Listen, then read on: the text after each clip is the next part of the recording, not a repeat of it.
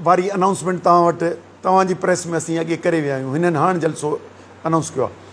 हीअ जेका राय आमा ठहे पई सिंध दुश्मन मनसूबनि जे ख़िलाफ़ु, हीअ पंहिंजे MPA MNA वज़ीरनि जे ज़रिए करोड़ा रुपया ख़र्च करे इज्तिमा था करणु चाहिनि त बाबा असां हेॾा सिंध दुश्मन मनसूबा करियूं पिया, पोइ बि अवाम असां गॾु आहे। हाणे इहो हिकिड़ो ॾेखारणु था चाहिनि मफ़रूज़ो, ऐं उहो कंहिंखे था ॾेखारणु चाहिनि?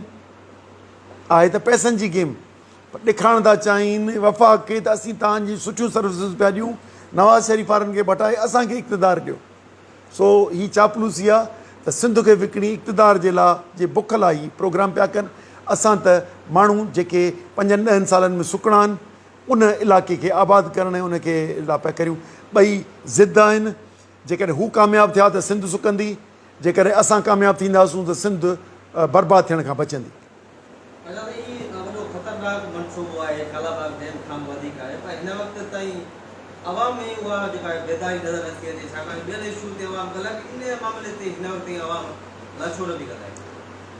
सर हाणे अवाम जी हालति अहिड़ी करे छॾी अथनि जो बिजली जो बिल ॾियनि, रोज़ी कनि, इहे सभु मामला आहिनि।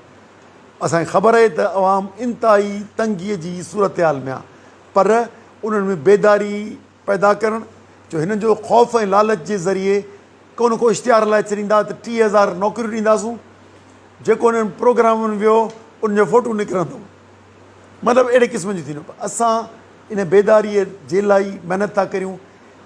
दर दर वियासीं, कालाबाग डैम में बि पीपला लीगला सभु बंदि हुआ, सभु लिकल हुआ।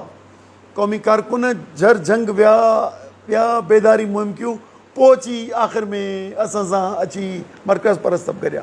सो असां पंहिंजो क़ौमी फ़र्ज़ु सम्झंदे उनखे बेदारी आणण लाइ कोशिशि था करियूं, उनखे अवामी मेड़ गॾु था करियूं, ऐं उमेदु आहे त पंहिंजनि शयुनि खां बाख़बर थींदा।